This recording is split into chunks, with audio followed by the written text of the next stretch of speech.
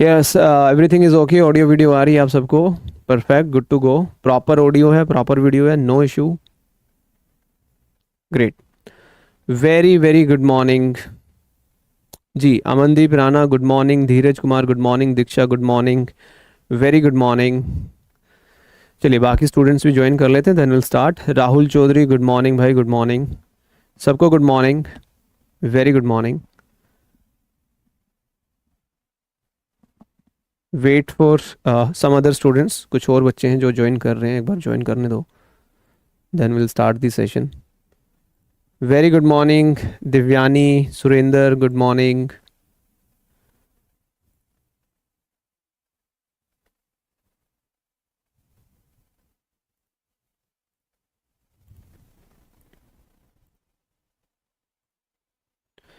Good morning Ishant, good morning Tarun Kumar. चलिए, yes, very very good morning to all of you. जो बच्चे इस class को डेमो के तौर पे देख रहे हैं यूट्यूब के माध्यम से, उनको भी गुड मॉर्निंग, और जो बच्चे बैच में हैं हमारे, उनको भी गुड मॉर्निंग। चलिए, यूट्यूब वाले ऑडियो वीडियो परफेक्ट है, बैच वाले सब ओके हैं, गुड टू गो। चलिए, great great great great great. तो स्टार्ट करते हैं हमारा आज का सेशन। राइट, हम लोग हरियाणा एडीए के लिए हरियाणा जीके कर रहे हैं। कल मैंने एक लेक्चर लिया था जिसके अंदर मैंने आपको हरियाणा का जो एक बेसिक इन्फॉर्मेशन है, राइट, उसके बारे में हमने डिस्कशंस किया था कल की क्लास में। ठीक है, राइट, उसके बारे में हमने डिस्कशन किया था। आज के सेशन में हम लोग जो है हरियाणा जीके करने वाले हैं। कहाँ से स्टार्ट करेंगे? पॉलिटी से। रीज़न क्या है पॉलिटी स्टार्ट करने का? इसका रीज़न, सिंपल रीज़न है, क्योंकि जब आप कॉन्स्टिट्यूशन पढ़ते हो, है ना, कॉन्स्टिट्यूशन ऑफ इंडिया आपने पढ़ा होगा, तो कॉन्स्टिट्यूशन में आप लोगों ने वो रेलेवेंट आर्टिकल्स पढ़े हैं, है ना, वो प्रोविजंस आपने पढ़े हैं, तो आप लोग कनेक्टेड हो पॉलिटी से। 3 या 4 लेक्चर्स जो है हम हरियाणा पॉलिटी के डिस्कस करेंगे।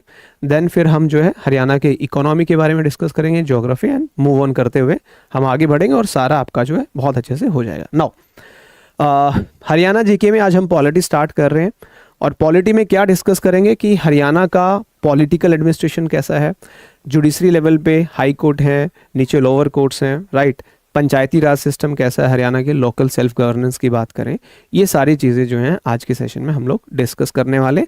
Relevant topics. वैसे तो हरियाणा की पॉलिटी आप पढ़ने जाओगे तो बहुत ज़्यादा है, सब कुछ नहीं पढ़ना है, वही पढ़ना है जो हमारे हरियाणा एडी एग्ज़ाम के लिए रेलेवेंट है, राइट। और वो यहाँ पे आपको नोट्स भी मिल जाएंगे, और 1 लाइनर क्वेश्चंस भी मिलेंगे, एमसीक्यूज भी मिलेंगे, सब कुछ मिलेगा। पहले पॉलिटी पूरा कंप्लीट करेंगे, एंड पॉलिटी कंप्लीट होने के बाद प्रैक्टिस क्वेश्चंस, 1 लाइनर सब आपको मिल जाएगा। यस, वो एक जर्नल इंट्रोडक्शन था, पूरा एक ओवरव्यू था हरियाणा का, हरियाणा की कुछ बेसिक बातें जो आपको पता होनी चाहिए। देखो, पॉलिटी जो मैं आज पढ़ा रहा हूँ, इसमें मैं ये नहीं मानता हूँ कि आपको सब कुछ पता हो, बट वो जो मैंने कल पढ़ाया था, फर्स्ट लेक्चर था, वो सब कुछ आपको पता होना चाहिए। वहाँ से 100% चांसेस होते हैं कि क्वेश्चंस पूछे जाएं, राइट बेटा। चलिए, तो स्टार्ट करते हैं। सेशन स्टार्ट करने से पहले एक बार जोर से बता दीजिए, हाउस द जोश राइट नाउ, कैसा है आप सबका जोश सुबह सुबह, राइट। और निश्चिंत रहें, है ना, शांति के साथ अपनी प्रिपरेशन करें। काफ़ी सारे बच्चे रिट को लेके थोड़ा सा, रिट हो रही है नहीं हो रही है, वो एक सेपरेट प्रोसीजर है, वो होगा नहीं होगा मैं आपको उसके बारे में अपडेट कर दूंगा। अभी हमारा पर्पज़ क्या है? अभी हमारा पर्पज़ है जो सिलेबस हमारा ऐड ऑन हुआ है उसको लेके हम हमारी प्रिपरेशन जो है कंटिन्यू रखें। रेट होगी तो भी ये सिलेबस तो रहेगा ही रहेगा, ये रिमूव नहीं होगा। इसके साथ में लॉ के सब्जेक्ट्स ऐड ऑन हो सकते हैं, राइट। तो इसको तो अपना रेडी करो। जैसे लास्ट 2023 में एग्जाम हुआ था, 20 मार्क्स का आया था ना बेटा, ये 20 मार्क्स का तो यही था। तो अगर पुराने पैटर्न पे भी शिफ्ट करेंगे तो भी 20 नंबर का तो ये आएगा ही आएगा, ये तो करना ही करना पड़ेगा आपको, राइट। तो इसको लगातार करते रहो। मैथ रीजनिंग की रेगुलर क्लासेस अटेंड करो। इसलिए मैथ रीजनिंग के साथ हमने हरियाणा जीके चलाया, क्योंकि मैथ रीजनिंग पे आपको टाइम ज़्यादा इन्वेस्ट करना पड़ेगा, और वहाँ पे चांसेस ज़्यादा हैं कि एग्जाम में अगर क्वेश्चन आएगा तो मैथ रीजनिंग का क्वेश्चन ठीक होने के चांसेस ज़्यादा हैं। यहाँ से क्वेश्चंस के चांसेस ठीक होने के कम होते हैं, क्योंकि आप कितना याद कर पाओगे, लिमिटेड ही याद कर पाओगे ना। तो ये प्रैक्टिस से ही हम आपको जो है करवाएंगे, ठीक है। यस बेटा, यस। चले, तो स्टार्ट करें। टेलीग्राम आप ज्वाइन कर लीजिएगा। अगर फिर भी आपको कोई डाउट रह जाए तो you can ask me on this Telegram channel, है ना। इस टेलीग्राम पे मैसेज आप मुझे कर सकते हो, पूछ सकते हो अगर कोई भी प्रॉब्लम आ रही है हरियाणा एडी की प्रिपरेशन करने में, राइट। तो आज हम जो है अपना जो टॉपिक है वो है हरियाणा पॉलिटी। 2 या 3 लेक्चर्स में मैं आपको पूरा हरियाणा पॉलिटी जो है बता दूंगा, है ना। चाहे गवर्नर की बात हो, चाहे सीएम की बात हो, चाहे आपका लेजिस्लेचर की बात हो, चाहे आपके एग्जीक्यूटिव की बात हो, चाहे आपके जुडिशरी की बात हो, जिसके अंदर हाई कोर्ट के बारे में बात करेंगे, डिस्ट्रिक्ट कोर्ट्स के बारे में बात करेंगे, कुछ कमीशंस हैं हरियाणा में जैसे हरियाणा पब्लिक सर्विस कमीशन है, इनकी बात करेंगे, कुछ ट्राइब्यूनल्स हैं हरियाणा में, उनकी बात हम करेंगे इस हरियाणा पॉलिटी के चैप्टर में, राइट। और साथ के साथ में सबसे इंपॉर्टेंट, हरियाणा जो आप लोगों ने कॉन्स्टिट्यूशन में भी पढ़ा है, लोकल गवर्नेंस का कॉन्सेप्ट पढ़ा होगा आपने, है ना। लोकल गवर्नेंस, हरियाणा में पंचायती राज एक्ट है जो कि बहुत इंपॉर्टेंट है, क्यों हम सब लॉ के स्टूडेंट्स हैं, तो हरियाणा पंचायती राज एक्ट क्या कहता है उसके बारे में भी हम हरियाणा पॉलिटी में ही डिस्कशन करने वाले हैं। साथ के साथ में हर एक डिस्ट्रिक्ट, जितने भी डिस्ट्रिक्ट्स हैं, टोटल डिविजन्स कितने हैं हरियाणा के अंदर, कितने डिविजन्स हैं जिनको हम कमिश्नरेट बोलते हैं, बताया था मैंने कल, है ना। उनके अंदर कितने डिस्ट्रिक्ट्स आते हैं डिफरेंट डिफरेंट, ये सारी चीजें हम पढ़ेंगे। बेटा वो आप लोग बेफिक्र रहें, मैं यही कह रहा हूं कि आप लोगों का काम है पढ़ाई करना, आप लोग पढ़ाई करें, है ना। जिन बच्चों को जो करना है उनको करने दें, कोई प्रॉब्लम नहीं है, just focus on your preparation, right. चलिए, टोटल नंबर ऑफ कमीशन कितनी थी हरियाणा के अंदर, कल याद है कौन कौन सी थी, वो सारी चीजें, उनके बारे में डिटेल डिस्कशंस, है ना। कौन सी क्या है, कहाँ पे है, कितने डिस्ट्रिक्ट्स उसके अंदर आते हैं, इनिशियली जब हरियाणा बना तो कितने डिस्ट्रिक्ट थे हरियाणा के अंदर, ग्रेजुअली डिस्ट्रिक्ट्स इंप्रूव हुए हैं, राइट। हरियाणा के अंदर कितनी बार इमरजेंसी लगी है, आप लोग पढ़ते हो ना कॉन्स्टिट्यूशन में, national emergency, financial emergency, right, state emergency, Haryana में कितनी बार इमरजेंसी लगी है, ये सारे डिस्कशंस आपके हरियाणा पॉलिटी का पार्ट है। एक मोटा मोटा ओवरव्यू मैं देना चाहूँ तो हरियाणा पॉलिटी के अंदर पॉलिटिकल एडमिनिस्ट्रेशन, ठीक है, पॉलिटिकल एडमिनिस्ट्रेशन के अंदर जो है हरियाणा एडमिनिस्ट्रेटिव स्ट्रक्चर क्या है, कैसे हरियाणा गवर्नमेंट जो है वर्क करती है, लेजिस्लेचर है, एग्जीक्यूटिव है, आपके एमएलएज हैं, राइट, सेक्रेटरीट्स है, चीफ सेक्रेटरी होते हैं आपके। तो हरियाणा एडमिनिस्ट्रेटिव स्ट्रक्चर के अंदर हम लेजिस्लेचर एंड एग्जीक्यूटिव की बात करेंगे, right. Then will move to Haryana judiciary. Haryana judiciary के अंदर हम ये 4-5 टॉपिक कवर करेंगे, जिसके अंदर हमारा हरियाणा का जो हाई कोर्ट है, हाई कोर्ट की जो बिल्डिंग है उनके आर्किटेक्चर कौन थे, हमारी चीफ सेक्रेटरीट की जो बिल्डिंग है, सेक्रेटरीट जो है उसके आर्किटेक्चर कौन थे, कब बनी, क्या बना, ठीक है। ट्राइब्यूनल्स, कोई कमीशंस हैं या नहीं है हरियाणा के अंदर, ये सारा हम हरियाणा जुडिशरी के अंदर कवर अप करने वाले हैं। और सबसे इंपॉर्टेंट जो है वो है लोकल सेल्फ गवर्नेंस, ग्राम सभा की बात करेंगे, ठीक है, ब्लॉक्स की बात करेंगे, ठीक है, पंचायती राज एक्ट की बात करेंगे, जो अभी रिसेंटली 2024 में पंचायती राज एक्ट के अमेंडमेंट भी आए हैं, उनके ऊपर भी हम चर्चा करेंगे, क्योंकि वो रेलेवेंट है, यही चीज़ें आपसे जो है कहीं ना कहीं कनेक्टेड है, लॉ से कनेक्टेड है, और ये आपसे पूछी जा सकती है। और लास्ट में डिटेल डिस्कशंस करेंगे डिस्ट्रिक्ट्स को लेके, कमीशंस को लेके, राइट। तो चलिए स्टार्ट करते हैं। आज ये वाला टॉपिक मैं आपको करवा रहा हूँ, पॉलिटिकल एडमिनिस्ट्रेशन, और जिसके अंदर हम हरियाणा एडमिनिस्ट्रेटिव स्ट्रक्चर को समझेंगे। कल जो सेशन होगा उसके अंदर हरियाणा जुडिशरी होगा, सो 3-4 लेक्चर्स में हमारी पॉलिटी जो है कंप्लीट हो जाएगी, with detail notes, with detail MCQs and with detail one liner questions. आपका काम है क्वेश्चंस प्रैक्टिस करना, बार बार पढ़ना, दैट्स ऑल, इसके अलावा कुछ नहीं। इसके अलावा जो बाकी सारा टाइम है वो सारा मैथ एंड रीजनिंग के ऊपर देना है आपको, राइट। नाउ हरियाणा एडमिनिस्ट्रेशन की बात करें, या हरियाणा का जो एक एडमिनिस्ट्रेटिव स्ट्रक्चर है, कैसे वर्क करती हैं, कॉन्स्टिट्यूशन में कौन से प्रोविजंस हैं, जो इन चीज़ों के बारे में बात करते हैं। क्योंकि देखिए आप सबको पता है, जो आपने आज तक इंडियन कॉन्स्टिट्यूशन पढ़ा है या भारतीय संविधान जो आपने पढ़ा है, वहीं से सारी चीज़ें गवर्न होती हैं। चाहे यूनियन की बात करें, चाहे स्टेट लेवल की बात करें, चाहे यूनियन टेरिटरीज की बात करें, हम लोग पढ़ते हैं ना यूनियन, स्टेट, राइट। और आपकी जो लिस्ट भी हम पढ़ते हैं, यूनियन लिस्ट है, आपकी स्टेट लिस्ट है, कंकरेंट लिस्ट है, यूनियन है, स्टेट है, यूटीज हैं, राइट। तो जब भी स्टेट गवर्नमेंट्स की बात होती है पूरे इंडिया के अंदर, राइट, उनको स्टेब्लिश करने का काम करता है आपका पार्ट नंबर 6 आर्टिकल 152 से लेके 237 तक वहां पे प्रोवाइड किया गया है। स्ट्रक्चर क्या है, फंक्शनिंग क्या है, 3 ही स्ट्रक्चर्स हैं, है ना। मीडिया को हम 4th पिलर मानते हैं, बट जनरली लेजिस्लेचर, ये सब आपने पढ़ा है, एग्जीक्यूटिव, जुडिशरी, इसको हरियाणा पर्सपेक्टिव से अब हमें समझना है, राइट। अगर हरियाणा स्टेट की जो गवर्नमेंट है उसका ऑर्गेनाइजेशन आप समझेंगे तो प्राइमरली 2 बॉडीज जो होती हैं, एग्जीक्यूटिव एंड लेजिस्लेचर, ये प्राइमरली काम करती है, जुडिशरी एक सेपरेट एंटिटी है, राइट। यहाँ पे प्राइम फोकस होता है हरियाणा स्टेट की गवर्नमेंट का, जो वर्किंग है वो यहाँ से होती है। एग्जीक्यूटिव जो लॉज को इम्प्लीमेंट करते हैं, पॉलिसीज इफेक्टिवली बनाने का काम करते हैं। लेजिस्लेचर जो हमारे विधानसभा में जो हमारे एमएलएस बैठे हैं, जो कानून बनाते हैं और पॉलिसीज फ्रेम करते हैं, राइट। तो ये दो मेन बॉडीज हैं हरियाणा के एडमिनिस्ट्रेशन को रन करने के लिए। एडमिनिस्ट्रेशन, देखिए जब मैं एडमिनिस्ट्रेशन बोल रहा हूं तो एडमिनिस्ट्रेशन में जुडिशरी नहीं आएगी, एडमिनिस्ट्रेशन में लेजिस्लेचर और एग्जीक्यूटिव आएगा, राइट, लेजिस्लेचर और एग्जीक्यूटिव। तो एडमिनिस्ट्रेटिव स्ट्रक्चर की बात करें तो लेजिस्लेचर जो हमारे एमएलएज हैं लॉ मेकिंग पॉलिसी डिसीजंस लेते हैं, एग्जीक्यूटिव इनको एनफोर्स करते हैं और पॉलिसीज को इंप्लीमेंट करने का काम करते हैं। जैसे हरियाणा सिविल सर्विसेज का एग्जाम होता है, यूपीएससी से भी आते हैं लोग, हरियाणा के अंदर आईएएस होते हैं, राइट। तो वो हमारे सारे एग्जीक्यूटिव का पार्ट है। लेजिस्लेचर जिनको हम इलेक्ट करते हैं, एमएलएस बनाते हैं, अपनी अपनी कॉन्स्टिट्यूएंसी से विधानसभा में भेजते हैं, राइट बेटा। अब पहले बात करेंगे लेजिस्लेचर की, राइट। क्या चीज़ें इंपॉर्टेंट है, क्यों फेमस है, हमारा जो लेजिस्लेचर है बाई कैमरल है, यूनिकैमरल है ना। तो ये हमें समझना जरूरी है क्योंकि एग्जाम में क्वेश्चन आता है। लेजिस्लेचर की जब भी बात होती है, जैसे हम पार्लियामेंट लेवल पे बात करते हैं तो लोकसभा, राज्यसभा सबको पता है, upper house, lower house, everyone in the class, ये पता है आप सबको। पार्लियामेंट है ना, नेशनल लेवल की बात होती है, यूनियन लेवल की बात होती है तो लोकसभा एंड राज्यसभा की बात होती है, upper house and lower house की बात होती है, ठीक है। By cameral, unicameral. तो हरियाणा का जो लेजिस्लेचर है वो यूनिकैमरल लेजिस्लेचर है, ये याद रखना, ये एग्जाम में क्वेश्चन आता है। इसका मतलब क्या है, इसका मतलब क्या है, जो हमारी लेजिस्लेटिव असेंबली है बेटा वो सिर्फ वन हाउस है, यूनिकैमरल, विधानसभा।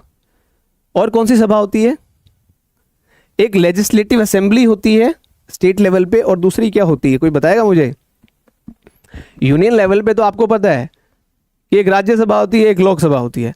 स्टेट लेवल पे एक लेजिस्लेटिव असेंबली होती है, ठीक है, और एक क्या होती है, अगर दो कहीं पे हाउस हैं, हमारे हरियाणा में एक ही हाउस है, सिंगल हाउस है, यूनिकैमरल लेजिस्लेचर है हमारा, लेजिस्लेटिव असेंबली जिसको हम विधानसभा कहते हैं, विधान परिषद। जी हाँ, एक लेजिस्लेटिव असेंबली होती है, एक काउंसिल होती है। हमारे में काउंसिल नहीं है, परिषद नहीं है, हमारे में सभा है। ये याद रखना इंपॉर्टेंट है, एग्जाम में क्वेश्चन आते हैं, राइट। अगर लेजिस्लेटिव असेंबली ऑफ हरियाणा की बात करें तो जो एक्सक्लूसिव पावर मिलती है वो 7th शेड्यूल से मिलती है। एवरीवन कॉन्स्टिट्यूशन पढ़ा है आप सबने, 7th शेड्यूल से मिलती है, ठीक है। टेन्योर कितना होता है, कितने साल के लिए एक गवर्नमेंट फॉर्म की जाती है, क्योंकि लेजिस्लेटिव असेंबली तो वही है ना जो विधानसभा के इलेक्शंस हुए थे, अभी हरियाणा के अंदर बीजेपी की सरकार बनी हुई है। तो जो बीजेपी की गवर्नमेंट है उसका टेन्योर कितना होता है, जर्नली 5 ईयर्स का होता है जर्नली टेन्योर। क्या उससे पहले गवर्नमेंट जो है, स्टेट लेवल की गवर्नमेंट जो है, क्या उसको डिसॉल्व किया जा सकता है? 100% किया जा सकता है। जैसे यूनियन पे वैसे स्टेट पे है। तो आर्टिकल 172 आर्टिकल भी याद रखना है, एग्जाम में ये भी पूछा जा सकता है।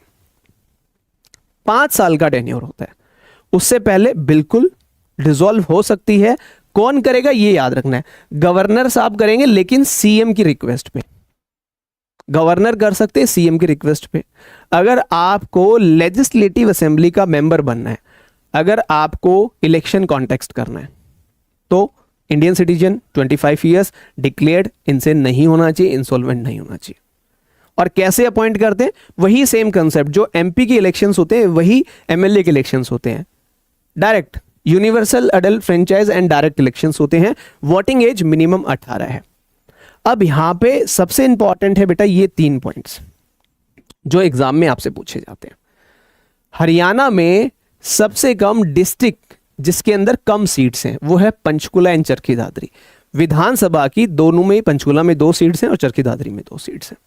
सबसे ज्यादा विधानसभा की सीट्स कहां पे हैं, हिसार के अंदर।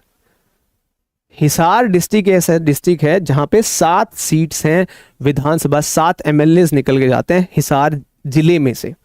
जैसे यहाँ पे नलवा है, बरवाला है, हासी है ना, 7 सीटें हैं। तो ये इंपॉर्टेंट पॉइंट है जो आपको ध्यान रखना है, एग्जाम में पूछा जाएगा। अनरिजर्व डिस्ट्रिक्ट कौन कौन से, महेंद्रगढ़, नू एंड फरीदाबाद, ये आपको ध्यान रखने वाली बात है, ठीक है। अभी मैं आगे इसके क्वेश्चंस भी आएंगे रिलेटेड। अब बात करते हैं कि लेजिस्लेटिव असेंबली के ऑर्गन्स, जैसे हम यूनियन में जब पढ़ते हैं है ना, तो जो लोकसभा है उसके ऑर्गन्स होते हैं, उसी प्रकार से लेजिस्लेटिव असेंबली जो होती है, विधानसभा जो होती है, उसके भी कुछ इंपॉर्टेंट ऑर्गन्स होते हैं। सबसे इंपॉर्टेंट स्पीकर।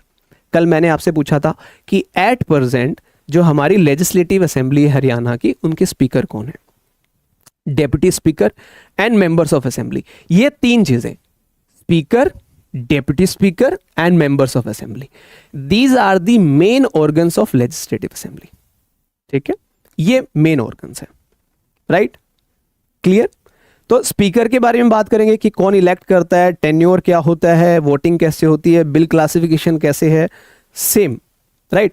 तो अगर हम स्पीकर के बारे में बात करें, देखो ये चीजें ना, एक चीज मैं आपको बता देता हूं बेटा, जो लेटेस्ट हैं अभी जो लेटेस्ट है उसके बारे में मैं आज फिर कह रहा हूं, जब एग्जाम होगा, जिस दिन एग्जाम देने जाओगे, आज के टाइम पे हरियाणा का स्पीकर कौन है, आज के टाइम पे हरियाणा का गवर्नर कौन है, आज के टाइम पे हरियाणा का चीफ सेक्रेटरी कौन है, आज के टाइम पे हरियाणा का डेप्यूटी स्पीकर कौन है, आज के टाइम पे हमारे जो है सीएम कौन है, जब आप एग्जाम देने जाओगे, जिस दिन एग्जाम की डेट आपकी फिक्स हो जाएगी, उसके 1 महीने पहले तक का लेटेस्ट अपडेट आपके पास होनी चाहिए। हम प्रोवाइड करेंगे, लेकिन फिर भी आप भी बढ़ के जाएंगे। लेटेस्ट डेवलपमेंट जो हरियाणा को लेके हुई हैं वो आपको लास्ट 1 मंथ तक की पता होनी चाहिए। ठीक है, बिल्कुल दीक्षा, वेरी गुड। सो जब भी हम स्पीकर की बात करते हैं तो स्पीकर की अपॉइंटमेंट कैसे होती है, आप सबने देखा होगा, जो चुने हुए एमएलएज होते हैं, जो मेंबर ऑफ लेजिस्लेटिव असेंबलीज होते हैं, वही एक को स्पीकर के तौर पे अपॉइंट कर देते हैं, नॉमिनेट कर देते हैं कि ये स्पीकर है जी हमारा, राइट। वो वहां पे प्रिजाइड ओवर करते हैं, और जब भी अभी जैसे सेशन स्टार्ट होने वाला है हरियाणा विधानसभा का, तो प्रिजाइड ओवर करते हैं, जितने सेशंस होते हैं उनको कंडक्ट करवाते हैं। 5 साल के लिए जर्नली टेन्योर 5 साल का ही होता है। ये वोट नहीं कर सकते हैं, स्पीकर के पास वोटिंग राइट नहीं होता है, लेकिन डिसाइडिंग वोट के लिए इनका वोट डलवाया जा सकता है। अगर इक्वल हो गया है दोनों साइड से और एक वोट रिक्वायर्ड है डिसाइड करने के लिए, तो इनका वोट डलवाया जा सकता है। बिल क्लासिफिकेशन वही है, मनी बिल जो आप यूनियन लेवल पे पढ़ते हो, तो डिसाइड कर सकते हैं कि ये बिल मनी बिल है या नहीं है, इनके पास है।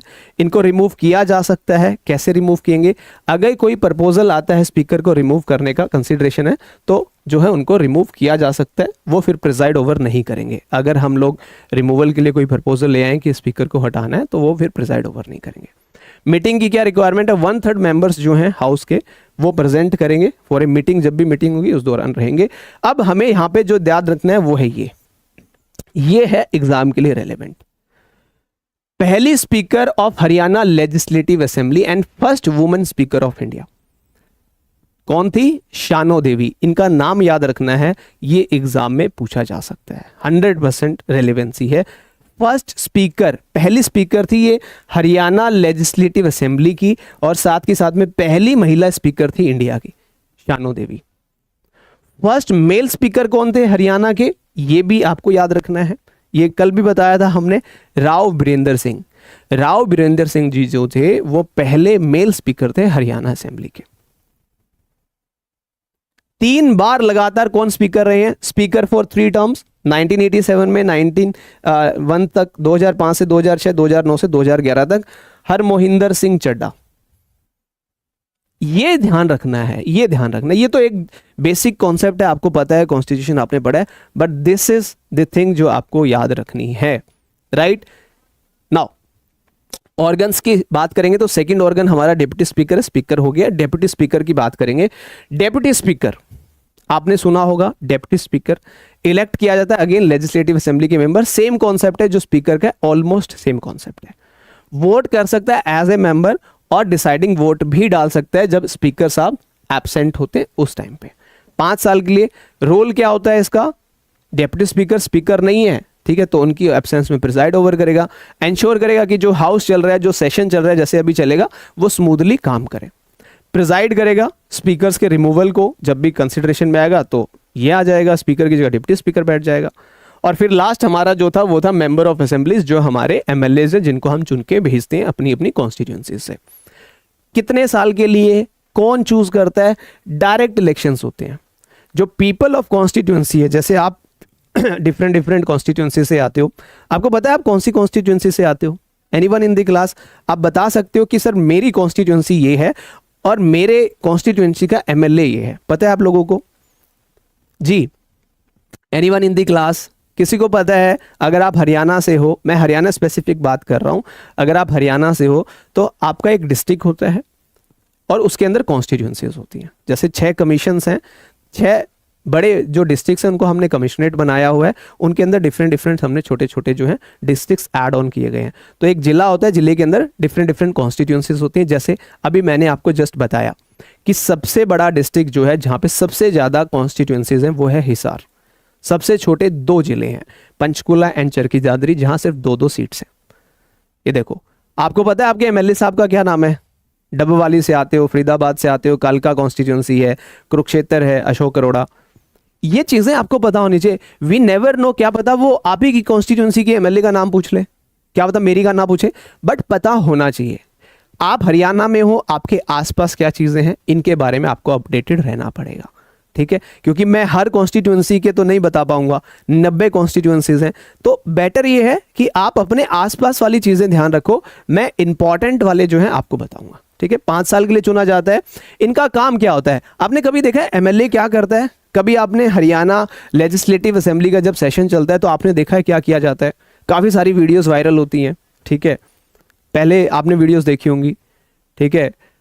आपके नायब सिंह सैनी जी जो हमारे चीफ मिनिस्टर हैं वो कुछ कह रहे होते हैं, फिर अपोजिशन कुछ कह रही होती है, फिर कोई आपके इलाके का एमएलए कोई उठा रहा होता है। So what they are actually doing, वो लोग डिबेट्स में पार्टिसिपेट करते हैं, डिस्कशंस करते हैं, कोई बिल है, कोई कानून पास करना है, उसके ऊपर चर्चा होती है, लोगों के मुद्दे उठाए जाते हैं, है ना? लॉ मेकिंग में कंट्रीब्यूट करते हैं सब लोग मिलके।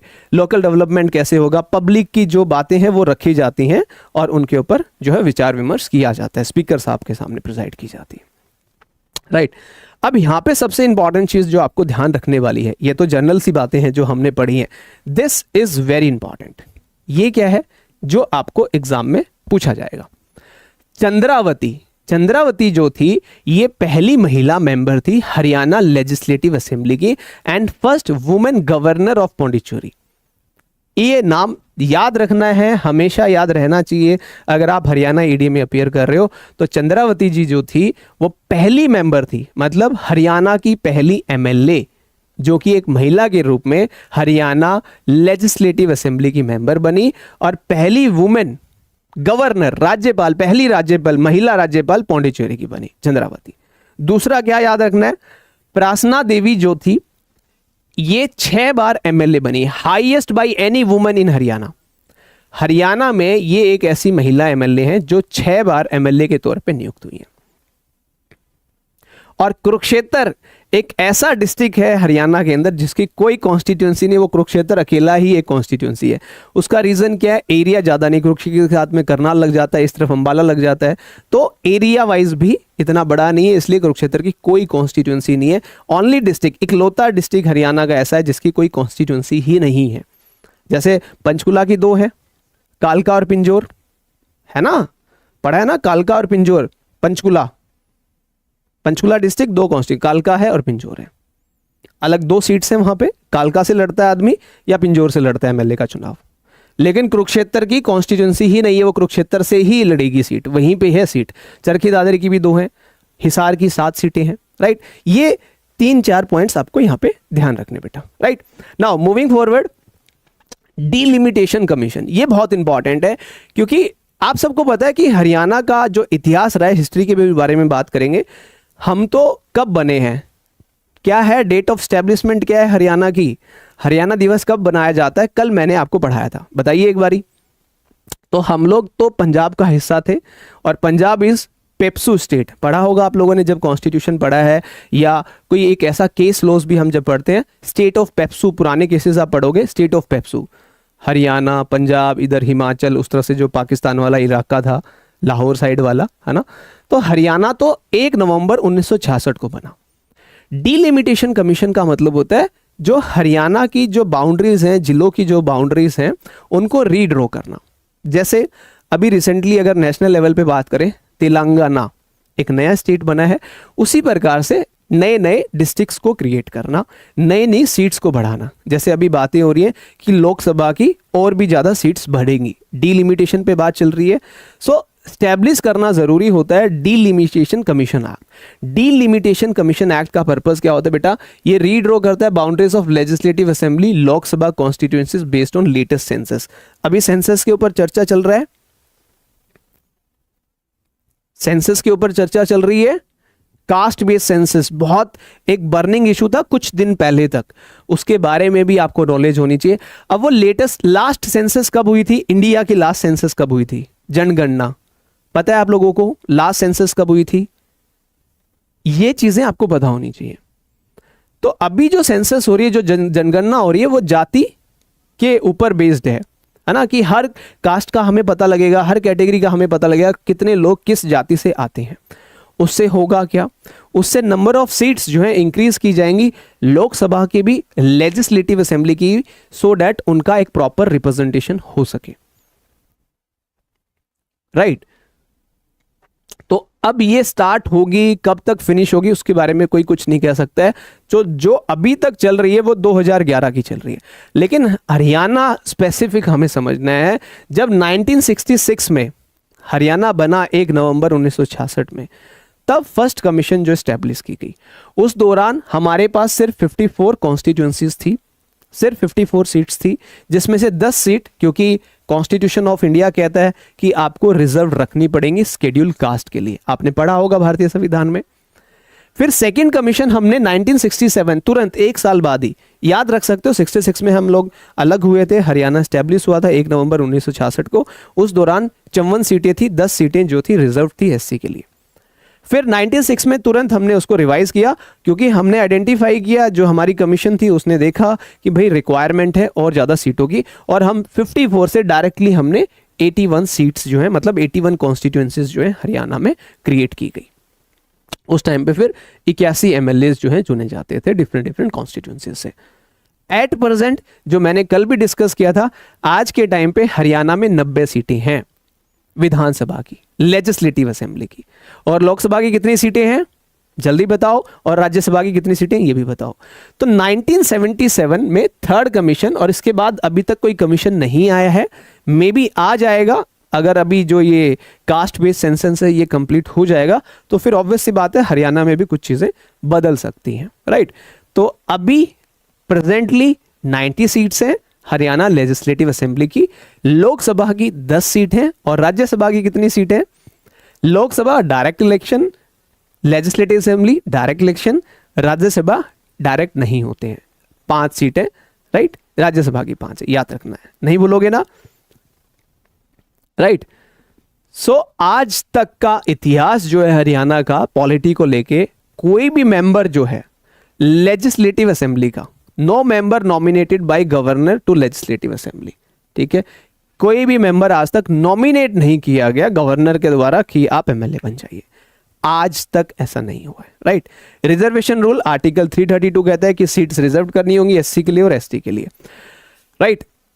कभी चंडीगढ़ गए हो आप में से, कोई चंडीगढ़ गया है, चंडीगढ़ कभी गए हो, Chandigarh, Punjab and Haryana high court तो गए होगे, वकील हो आप सब यार, Punjab and Haryana high court गए हो, कोई गया है? उसी रोड से थोड़ा सा आगे जाओगे तो हमारी सेक्रेटेरिएट है, सचिवालय है हरियाणा का, जहाँ पे हमारे जो सीएम हैं वो बैठते हैं, जो हमारे कैबिनेट मिनिस्टर्स हैं वो बैठते हैं, जो हमारे चीफ सेक्रेटरी हैं वो बैठते हैं। वहाँ से हरियाणा को कभी देखिए वो बिल्डिंग देखिए आपने, हरियाणा की सेक्रेटेरिएट सचिवालय देखा है हमारा, जो बिल्कुल लास्ट में मुख्यमंत्री जी की कोठी यहाँ पे है, बंगला यहाँ पे, जो कुबेर क्या बोलते हैं उसको, संत कबीर, उसके बिल्कुल सामने आप देखेंगे तो हमारा सचिवालय है। सचिवालय की बिल्डिंग के बारे में आपसे पूछा जा सकता है, हरियाणा विधानसभा सेक्रेटेरिएट कहाँ पे लोकेटेड है? चंडीगढ़ में है। कभी उसके अंदर गए हो? कभी एक अलग ही स्वरूप है उस बिल्डिंग का, उस सचिवालय का और हाई कोर्ट का, दोनों बिल्डिंग्स बहुत ही यूनिक डिजाइन में बनाई गई हैं। तो हरियाणा विधानसभा जो सेक्रेटेरिएट है, जो सचिवालय है, उसको किसने डिजाइन किया था? वो थे फ्रेंच आर्किटेक्ट ली कॉर्ब्यूसियर, ये याद रखना है। तो ये फ्रेंच आर्किटेक्ट थे जिन्होंने, आप समझ के लिए कि ceremonial gate was a gift from French government ने गिफ्ट किया था, राइट। लेकिन जो आज हम लोग यूज कर रहे हैं हमारी सचिवालय की बिल्डिंग, इसको पहले कौन यूज करता था? पंजाब लेजिस्लेटिव काउंसिल, मतलब 2 हाउस थे वहां पे, 2 हाउस थे। जब हरियाणा पंजाब से अलग नहीं हुआ था तो 2 थे ना, लेजिस्लेटिव काउंसिल और असेंबली। लेकिन पंजाब से जैसे ही हम अलग हुए तो भाई उसने बिल्डिंग वैकेट कर दी, वो बिल्डिंग हमारी होगी और हमारे पास एक ही हाउस है, यूनिकैमरल बाइकैमरल हम लोग नहीं है। तो बेटा ये याद रखना है हरियाणा विधानसभा सेक्रेटरीट कहाँ पे है। रिप्रेजेंटेशन ऑफ हरियाणा, ये अभी आप सबको पता है, राज्यसभा की 5 सीटें हैं, लार्जेस्ट जो लोकसभा है उसकी 10 सीटें हैं। लार्जेस्ट कॉन्स्टिट्यूंसी एरिया वाइज बात करें तो भिवानी महेंद्रगढ़, भिवानी महेंद्रगढ़ जो है एरिया वाइज सबसे बड़ी कॉन्स्टिट्यूंसी है। किसके लिए? लोकसभा की सीटों के लिए, राज्यसभा की सीटों के लिए सबसे बड़ा एरिया ये है, ठीक है। लार्जेस्ट कॉन्स्टिट्यूंसी पॉपुलेशन वाइज बात करें फरीदाबाद, उसके ऊपर भी बात करेंगे दिव्या, आएगा बेटा सब आएगा, बेफिक्र रहें। हाँ अगर आप कुछ एडिशनली पढ़ना चाहते हो आप पढ़ सकते हो, कोई प्रॉब्लम नहीं है। मैं सारी चीजें कवर अप करवाऊंगा जो आपके एग्जाम पॉइंट ऑफ व्यू से रेलेवेंट है। आप लोग सुनिश्चित होके, निश्चित होके जो करवा रहा हूं इसी को अगर आप याद करने का प्रयास करोगे, इसी को बार बार रिवाइज करोगे तो 101% एश्योरेंस के साथ कह सकता हूं कि हरियाणा एडीए में कोई भी क्वेश्चन आपका गलत नहीं होगा, संभावना नहीं होगी गलत होने की। और हम लोग ऐसे करेंगे कि ये बुक परचेज कर लेता हूँ, वो बुक परचेज कर लेता हूँ, ये भी पढ़ लेता हूँ, वो भी पढ़ लेता हूँ, उससे कुछ भी नहीं होने वाला बेटा। क्योंकि जो आपका सिलेबस है ना इतना वास्ट है, आप चाह के भी पूरा सिलेबस कवर नहीं कर पाओगे। आपको वो रेलेवेंट टॉपिक्स पढ़ने पड़ेंगे, इररेलेवेंट चीज़ें बहुत मिलेंगी आपको। क्योंकि अगर आप कोई एक स्टैंडर्ड बुक परचेज कर ले, तो चाहे आप लूसेंट परचेज करो, चाहे आप अरिहंत परचेज करो, कोई भी बुक परचेज करो, there are number of books in the market. Haryana level पे लोकल पब्लिशर्स की भी बुक्स हैं, आप उठा लाओ बुक्स। बुक्स पढ़ने से नहीं बनेगी बात, क्योंकि इतनी मोटी मोटी किताबें हैं हरियाणा जीके के ऊपर, उस सारी थोड़ी पढ़नी है। वो तो एचएस लेवल की है, यूपीएससी लेवल की है, वो अलग लेवल की बातें हैं। हमें हरियाणा एडीए पर्सपेक्टिव से समझना है कि हरियाणा एडीए में क्या पूछा जा सकता है, क्या हो सकता है, राइट। सो रिजर्व कॉन्स्टिट्यूएंसीज जो लास्ट हमारा डिलिमिटेशन हुआ था 1971 में, सिरसा अंबाला 2 सीट हैं जो लोकसभा के लिए रिजर्व की गई हैं, ये आपको भी पता होगा, ठीक है। एक बार रिपीट करोगे मुझे, डिलिमिटेशन कमीशन कितनी बार हरियाणा में बनी है और कितनी बार हमने जो है हमारी सीटें इंक्रीज की हैं। सबसे पहले कब बनी थी, एक बार जल्दी कमेंट करके बताओ, साथ के साथ में याद करेंगे। जल्दी कमेंट करके बताओ सबसे पहले कब बनी डिलिमिटेशन कमीशन हमारी? 19, यस। सेकंड नंबर पे कब बनी और थर्ड नंबर पे कब बनी, और सीट कैसे इंक्रीज हुई, पहले कितनी सीट थी, फिर कितनी हुई, और एट प्रेजेंट कितनी सीट्स हैं, राइट। ये याद रखना है बेटा। सबसे पहले 1966 जब हम आजाद तो क्या मतलब जब हम अलग बने पंजाब से, आजाद तो नहीं, गलत वर्ड हो जाएगा, आजाद होना तो, गुलाम तो नहीं थे, खैर तब भी नहीं थे गुलाम तो हम लोग, है ना। तो सबसे पहले 1966, फिर 1967, फिर 1971, ये याद रखना इंपॉर्टेंट है। क्योंकि इसमें क्या है बेटा, जब आप एडीए बनते हो तो आप कोर्ट में गवर्नमेंट को रिप्रेजेंट कर रहे होते हो, है ना। कोर्ट में गवर्नमेंट को रिप्रेजेंट कर रहे होते हो, कुछ डिपार्टमेंट्स में भी एडीए के तौर पे आपको अपॉइंट किया जाता है, राइट। नाउ लेजिस्लेटिव हो गया है हमारा, लेजिस्लेचर। एग्जीक्यूटिव पे बात करते हैं। एग्जीक्यूटिव जो यूनियन पे है वो यहाँ पे भी है, राइट। तो हरियाणा एग्जीक्यूटिव की बात करें, ऑब्वियसली ये ब्रांच ऑफ गवर्नमेंट है, रिस्पॉन्सिबल है डे टू डे एडमिनिस्ट्रेशन और उनको इंप्लीमेंट करना। और यही रीजन है जो हरियाणा का सचिवालय जहां मुख्यमंत्री जी बैठते हैं वहां पे हरियाणा के चीफ सेक्रेटरी भी बैठते हैं, राइट। तो कौन कौन होता है हरियाणा एग्जीक्यूटिव में? गवर्नर, हमारे राज्यपाल। तो at present governor of Haryana कौन है? क्योंकि बदले हैं ना, अभी पीछे चेंज हो गए ना हरियाणा के गवर्नर। तो गवर्नर होते हैं इसमें, सीएम साहब होते हैं, काउंसिल ऑफ मिनिस्टर्स होती है और एडवोकेट जनरल होते हैं। हरियाणा के एट प्रेजेंट एडवोकेट जनरल कौन है, हरियाणा के गवर्नर कौन है, ये आपको पता होना चाहिए, राइट। तो गवर्नर ऑफ हरियाणा की बात करें, क्या पोजीशन होती है, कौन अपॉइंट करता है? देखो कॉन्स्टिट्यूशनल हेड होते हैं, जैसे प्रेसिडेंट साहब होते हैं हमारे। यहाँ पे स्टेट एग्जीक्यूटिव के as per article 153 of the भारतीय संविधान Indian constitution, so governor is the constitutional head of state executive, जैसे प्रेसिडेंट होते हैं यूनियन के। गवर्नर की अपॉइंटमेंट कहां से होती है? प्रेसिडेंट ऑफ इंडिया करते हैं, 5 साल के लिए करते हैं एज पर आर्टिकल 155, लेकिन on the advice of prime minister. Prime minister की एडवाइस के ऊपर ही किसी स्टेट का गवर्नर नियुक्त किया जाता है। तो पॉलिटिकल पोस्ट है, पूरी की पूरी पॉलिटिकल पोस्ट है, राइट। ओथ कौन दिलाता है? आपको पता है ओथ कौन दिलवाता है गवर्नर को? जैसे प्रेसिडेंट को ओथ कौन दिलाता है, उसी प्रकार से गवर्नमेंट को ओथ कौन दिलाता है? Chief justice of Punjab and Haryana high court as per article 159। And who is the present chief justice of Punjab and Haryana high court, ये भी आपको पता होना चाहिए। मैं जो बातें बोल रहा हूं एडिशनली वो आपका होमवर्क है, राइट। एचपीएससी के करंट चेयरमैन कौन है ऑफिशियल रेसिडेंस क्या होता है गवर्नर का, उसी रोड के ऊपर है जिस पे आप हाई कोर्ट जाते हो ना, Punjab and Haryana high court, वहां पे है हरियाणा राजभवन। हरियाणा राजभवन है जहाँ पे हमारे गवर्नर साहब रहते हैं। उससे थोड़ा आगे चले जाओगे तो हमारा सीएम हाउस आ जाएगा, उससे आगे मुड़ के लेफ्ट मुड़ जाओगे तो हमारी सचिवालय आ जाएगी। गवर्नर बनने के लिए क्या बीएलएलबी की डिग्री चाहिए होती है? क्या क्वालिफिकेशन है गवर्नर बनने के लिए? अगर आप राज्यपाल के तौर पे नियुक्त होना चाहते हो तो क्या क्वालिफिकेशन चाहिए? भारतीय नागरिक होना चाहिए, मिनिमम 35 साल उम्र होनी चाहिए, मेंबर नहीं होना चाहिए पार्लियामेंट का और स्टेट लेजिस्लेचर का, और कोई ऑफिस ऑफ प्रॉफिट नहीं होना चाहिए। ये मोटी मोटी बातें आपको ध्यान रखनी है, एग्जाम में यहां से आपसे क्वेश्चन पूछा जाएगा। Sorted, clear? Sheel Nagu chief justice Punjab and Haryana high court, Alok Kumar जो है एचपीएससी के चेयरमैन है। गवर्नर आपको पता लग गया है, सीएम आपको पता लग गया है।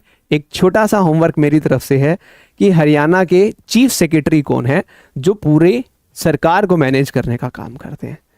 The closest one two the CM, chief secretary, ये भी आपको पता करना है। पावर एंड फंक्शन ये आपने कॉन्स्टिट्यूशन में पढ़े हैं। गवर्नर साहब क्या करते हैं? चीफ सीएम को अपॉइंट करते हैं, council of minister advocate general को अपॉइंट करते हैं। एडवोकेट जनरल भी पता करके आना है, होमवर्क है तुम्हारा, कल पूछूंगा। चेयरमैन को अपॉइंट करते हैं और member of state public service commission जो है हमारी एचपीएससी। तो अगर आपसे एग्जाम में क्वेश्चन पूछा जाए कि जो एचपीएससी है हरियाणा पब्लिक सर्विस कमीशन है, क्योंकि एडीए का एग्जाम वही कंडक्ट करवा रहे हैं, उनके चेयरमैन की अपॉइंटमेंट कौन करता है? तो कंफ्यूज नहीं होना है, याद रखना है गवर्नर साहब करते हैं। कोई बच्चा कहता है कि सीएम करता है, सीएम नहीं करता है, गवर्नर करता है, लेकिन रिकमेंडेशन सीएम के थ्रू ही आती है ना, चाबी वहीं से घूमती है ऐसे करके, ठीक है? चाहे चेयरमैन हो चाहे मेंबर्स हो।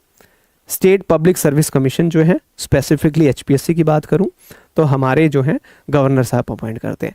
गवर्नर डिफेक्टो चांसलर होते हैं, जैसे कुरुक्षेत्र यूनिवर्सिटी, जितनी भी हरियाणा की स्टेट यूनिवर्सिटीज हैं उनके चांसलर हैं गवर्नर साहब, और जितने वीसी हैं वाइस चांसलर की अपॉइंटमेंट गवर्नर के थ्रू होती है और गवर्नमेंट के पास रिकमेंडेशन सीएम के साथ आती है। प्रिजाइड ओवर करते हैं जब भी सीनेट चल रहा होता है, ओवरसीज करते हैं फंक्शनिंग ऑफ यूनिवर्सिटीज और एफिलिएटेड कॉलेजेस। लेजिस्लेटिव रोल क्या है? कानून से रिलेटेड क्या काम करते हैं गवर्नर? एड्रेस करते हैं असेंबली को स्टार्ट होने से पहले, जब भी नया सेशन, अभी नया सेशन स्टार्ट होगा, जो नई लेजिस्लेटिव असेंबली बनती है, फर्स्ट सेशन जो होता है उसको ये जो है प्रिजाइड करते हैं, ठीक है, राइट?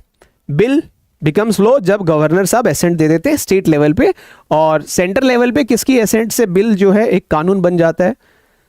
सेंटर लेवल पे जब यूनियन की बात करते हैं, लोकसभा से पास हुआ, राज्यसभा से पास हुआ, फिर किसके पास जाता है? प्रेसिडेंट के पास जाता है। प्रेसिडेंट साहब एसेंट देते हैं तो वो बिल लॉ में बन जाता है। उसी प्रकार से जब हम स्टेट लेवल पे लोकल लॉज होते हैं ना, लोकल लॉज पढ़े हुए आपने, लोकल हैं, स्पेशल हैं और जनरल लॉज हैं।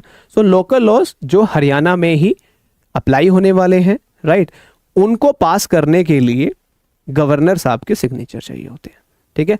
गवर्नर साहब ऑर्डिनेंस भी पास कर सकते हैं, ये आपको पता है, आर्टिकल 213 जैसे प्रेसिडेंट ऑर्डिनेंस पास करता है जब आपका जो है सेशन नहीं हो रहा होता है, और कुछ अर्जेंसी, जैसे निर्भया केस आप सबको याद होगा, क्रिमिनल अमेंडमेंट किया गया था निर्भया केस जब हुआ था, तो ऑर्डिनेंस पास किया गया था, राइट? जुडिशियल रोल क्या है इनका, ये सबको पता होना चाहिए। देखो judicial role same, president pardon कर सकते हैं, कॉम्यूट कर सकते हैं, पोस्टपोन कर सकते हैं, punishment under article 161। Relevant articles पता होने चाहिए बेटा, इसीलिए पॉलिटी मैं आपको पढ़ा रहा हूं अभी के लिए, राइट? सॉर्टेड हो गया यहाँ पे। अब आते हैं सीएम साहब पे। चीफ मिनिस्टर, देखो सबकी बात करेंगे, गवर्नर की हो गई है, सीएम की बात करेंगे। एट प्रेजेंट हरियाणा के सीएम कौन है आप सबको पता है, ठीक है? अगर चेंज हो जाए तो वो याद रखना है, या वो प्रीवियसली पूछ ले इनसे पहले सीएम कौन थे, वो भी आपको पता होना चाहिए, राइट? तो constitutional provision as per article 163, जो काउंसिल ऑफ मिनिस्टर्स होगी वो हेड की जाएगी किसके द्वारा? चीफ मिनिस्टर के द्वारा, और chief minister assist the state executive in running the state, ठीक है? नायब सिंह सैनी, नायब सिंह सैनी जो है एट प्रेजेंट हमारे हरियाणा के सीएम हैं, और ये कौन सी कॉन्स्टिट्यूएंसी से आते हैं, और इनका रोल क्या होता है? सरकार को हेड करना, लीड करना स्टेट लेवल पे। यही है कर्ता धर्ता मालिक पूरी सरकार के, ठीक है? गवर्नर जो होता है, जैसे यूनियन में प्रेसिडेंट साहब जो सिर्फ एक फॉर्मल हेड होते हैं, तो गवर्नर साहब सिर्फ फॉर्मल हेड है, बट जो एग्जीक्यूटिव पावर्स है वो सीएम के पास ही होती हैं, सीएम साहब ही फैसले लेते हैं। नायब सिंह सैनी कहाँ से आते हैं, कौन सी विधानसभा से आते हैं? होमवर्क है, पता करके आना। कोई कह रहा है कुरुक्षेत्र से आते हैं, कोई कह रहा है लाडवा से आते हैं। This is your again homework, ठीक है। कौन सी कॉन्स्टिट्यूएंसी से नायब सिंह सैनी जी आते हैं, ये आपका होमवर्क है, ठीक है। ये जो बोल रहा हूँ ये लिखते रहा करो, ये ऐसे क्वेश्चंस है जो एग्जाम में पूछे जा सकते हैं। अपॉइंटमेंट, सीएम की अपॉइंटमेंट गवर्नर करते हैं, आपने देखा होगा शपथ ग्रहण समारोह होता है, 5 साल के लिए इनको किया जाता है। हाँ, अगर कुछ प्रॉब्लम्स हो जाएं तो हट सकते हैं। अब मुझे बताइए हरियाणा के पहले चीफ मिनिस्टर कौन थे? ये क्वेश्चन आपसे पूछे जाएंगे। Who is the first chief minister of Haryana? पहले सीएम हरियाणा के, कल बताया था मैंने। देखो बच्चों को कंफ्यूजन चल रहा है कि नायब सिंह सैनी, अरे यार तुम्हें मतलब ये नहीं पता नायब सिंह सैनी कौन सी कॉन्स्टिट्यूएंसी से आ रहे हैं। कोई कह रहा है नारायणगढ़ से आ रहे हैं, कोई कह रहा है लाडवा से आ रहे हैं, कोई कह रहा है कुरुक्षेत्र से आ रहे हैं। सीएम का तो पता होना चाहिए, बाकी एमएलए का पता हो ना हो, लेकिन सीएम की कॉन्स्टिट्यूएंसी तो पता होनी चाहिए। होमवर्क है, और होमवर्क करके आना है, लिख लेने ये पॉइंट्स कुछ, ठीक है। तो सबसे पहले हमारे जो मुख्यमंत्री थे हरियाणा के, पंडित भगवत दयाल शर्मा। पंडित भगवत दयाल शर्मा। अब कई बारी आपने सुना होगा, कई बारी क्वेश्चन आता है, नंबर ऑफ टाइम, चाहे एचसीएस का एग्जाम हो, चाहे HSSC Haryana staff selection commission का एग्जाम हो, बहुत बार क्वेश्चंस पूछे जाते हैं कि लॉन्गेस्ट सर्विंग सीएम कौन थे हरियाणा के, जिन्होंने सबसे ज्यादा जो है हरियाणा के मुख्यमंत्री के तौर पे कार्यरत रहे। लॉन्गेस्ट कौन थे, है ना, जिन्होंने रिपीटेडली, कौन थे सबसे longest serving CM of Haryana? जी जी जी, प्रियमदेव पराशर जी। तो जो हमारे सबसे लॉन्गेस्ट सर्विंग सीएम थे वो थे ओम प्रकाश चौटाला। दुष्यंत चौटाला का नाम सुना है? ओपी चौटाला का मुझे नहीं पता, तुम लोगों ने सुना नहीं सुना। दुष्यंत चौटाला का तो पक्का तुमने सुना होगा। ओम प्रकाश चौटाला जिन्होंने 5 बार, जी हाँ 5 टर्म्स हम बोलते मैक्सिमम, मतलब मोटे मोटे 25 साल इन्होंने राज किया हरियाणा के ऊपर सीएम के तौर पे। उसके बाद बंसीलाल जिन्होंने 4 बार हरियाणा के मुख्यमंत्री के तौर पे राज किया। और फिर है हमारे भजन लाल, जो अभी आप कुलदीप बिश्नोई, भव्य बिश्नोई को जानते होंगे, 3 बार इन्होंने किया। और फिर बनारसी दास गुप्ता है, देवीलाल है, और भूपेंद्र सिंह हुड्डा। बीजेपी के आने से पहले जो हमारे लास्ट एक सीएम थे वो भूपेंद्र सिंह हुड्डा। इन सब ने 2-2 बार जो है सीएम के तौर पे रोल किया है। तो ये आपको याद होना चाहिए, और कुछ याद हो या ना हो, ये इंपॉर्टेंट पॉइंट्स हैं, आपको याद रखने हैं, ठीक है। Sorted, clear. Now president rule, आप लोग पढ़ते हो भारतीय संविधान में, इंडियन कॉन्स्टिट्यूशन में इमरजेंसी की provision, national, state, financial. Haryana में कितनी बार इमरजेंसी लगी है? एनीवन? हरियाणा में इमरजेंसी लगी है?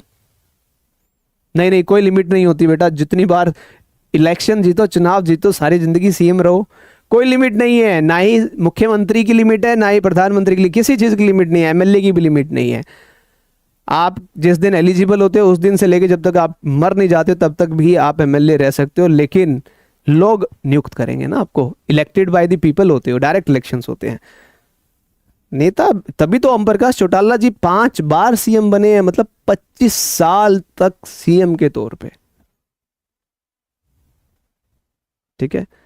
मनिक बुरा, मैं एक एग्जाम्पल दे रहा हूं आपको, 5 बार उन्होंने शपथ ली। 5 टर्म का मतलब यही होता है, बीच में निकल गए अलग चीज है। वो सीएम का रुतबा जब तक वो जिए तब तक सीएम का रुतबा ही था।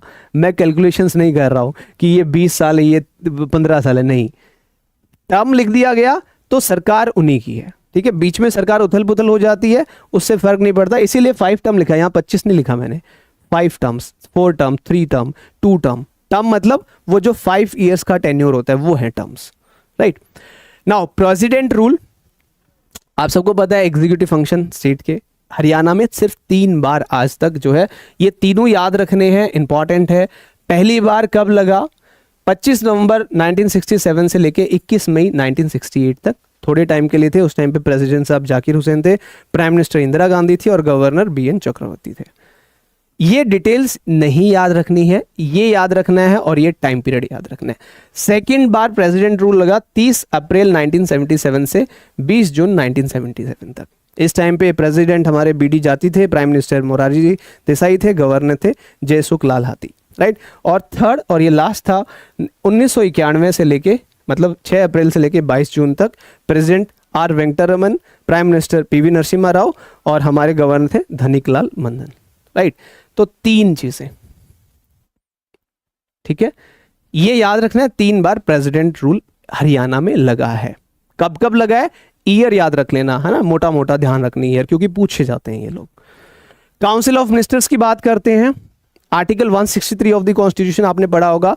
सीएम साहब हेड करते हैं, अपॉइंट किए जाते हैं गवर्नर के द्वारा on the advice of chief minister. Cabinet minister का वो मिलता है ना कि इसको कैबिनेट मिनिस्टर बना दिया है।